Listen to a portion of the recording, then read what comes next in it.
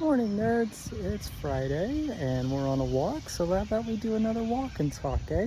This week, I was reminded of a film after listening to one of my favorite podcasts, Mega 64 Movie Club, about a 77-year-old, I'd argue, underrated gem from Alfred Hitchcock, and it's probably not one of the four that you're thinking of.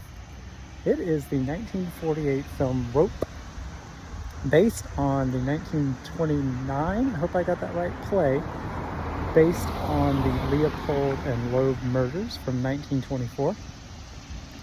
I would say, if you've never seen this movie, one, seek it out, it's phenomenal, and two, go into it as blind as possible. The real fun of the conceit of Rope specifically was Hitchcock wanted to do this in one long take, the entire thing. He wanted it to be like a play.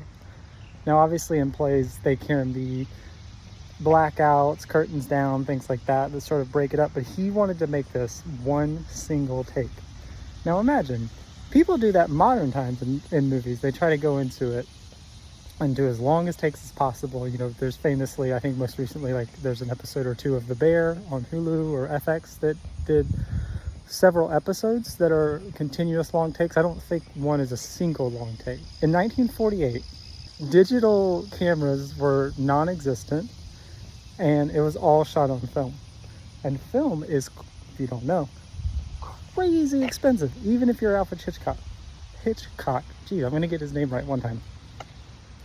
So he decided, I can't do a full take of this entire movie. What I can do is be creative about where it looks like it's one continuous take by zooming into certain body parts or focusing on something long enough, things like that.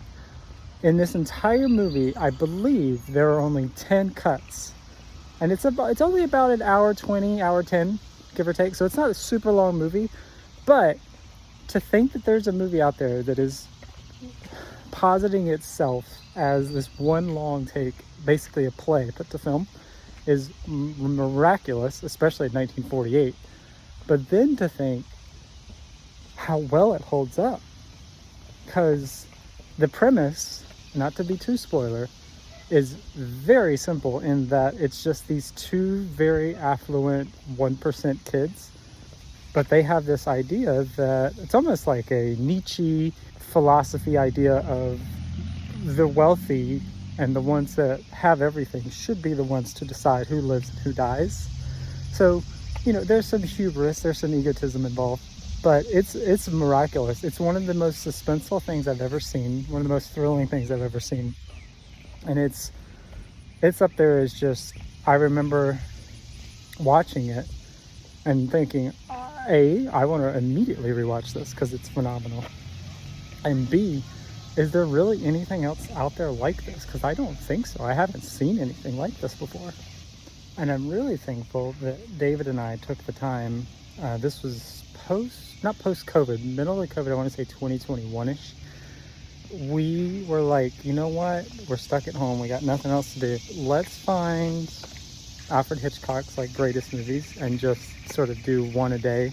Sometimes we did two a day because, yeah, it was COVID. And, you know, we did through Psycho, which is phenomenal, still holds up, incredible.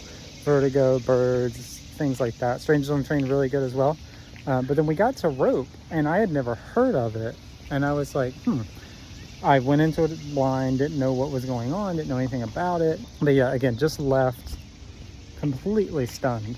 Because I'm just a fan of long takes, because the technical prowess it takes to do all of that. And not just from the direction and the production side, but from the acting, the talent side as well. Not that directing and producing isn't talent, you know what I mean? Because you're thinking, you're doing 8, I think the longest take in Rope is like 9, almost 10 minutes. It's like 9:57, I think, 9 minutes, 57 seconds. You got to think, as an actor, I have to hit all my spots, my cues, my lines. If I have a monologue, this all has to be perfect. And I can nail it. But then my partner or someone else is along the lines and they mess theirs up. We have to do all of this again because it's all one take. And that's just wild.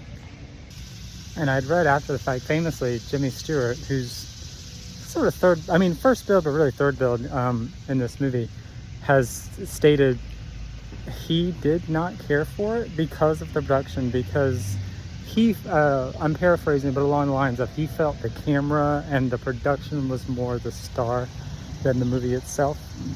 Valid, Jimmy? You know, that's fair opinion. And I'd be remiss if I didn't bring up the not talked about but clear homosexuality that's in this film. Again, 1948, you would not be able to discuss that, even when sort of on press tours, the screenwriter had to basically say it in terms of homosexuality. He would get questions about, so how do you tackle it? It was treated as it. Why don't you talk about it? Now, it is played very coy. Interestingly enough, on the podcast that I was listening to, I mentioned, they didn't even pick up on it.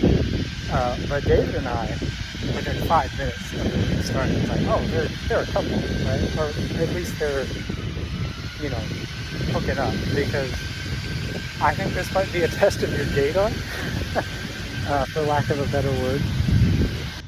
I just remember leaving rope flabbergasted and thinking, oh my God, this is insane that they were able to do this, not only at this time, but so creatively.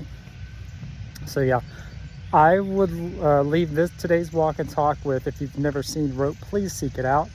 I think it's like, as of this morning when I checked, it's like $4 on Amazon, like streaming, $4 on like Google or Apple, you know, those kinds of services. So I say please seek it out. It's incredible. I think it's in the pantheon of Alfred Hitchcock, hey, I said it right, movies.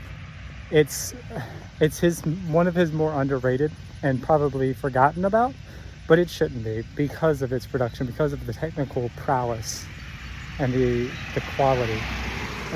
It shouldn't be overlooked. So yeah, thanks for joining us as always for the second time.